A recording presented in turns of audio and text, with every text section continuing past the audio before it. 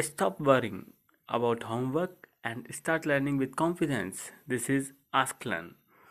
Complete help for every subject. Like, share, subscribe for daily learning videos.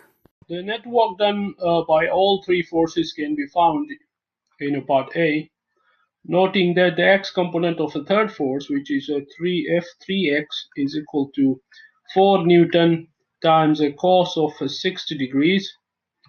Then the total work will be equal to 5 Newton minus 1 Newton plus 4 Newton times the cos of 60 degrees.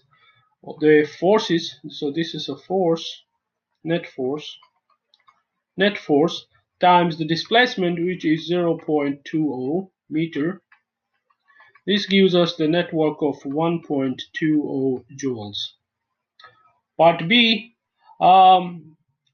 using the definition of a work, then we find from the kinetic energy theorem that's 1 over 2 mv squared is equal to work done. From here, our V will be equal to 2 times of work divided by mass square root, and substituting value 2 times of 1.20 divided by mass gives us the V of 1.10 meter per second.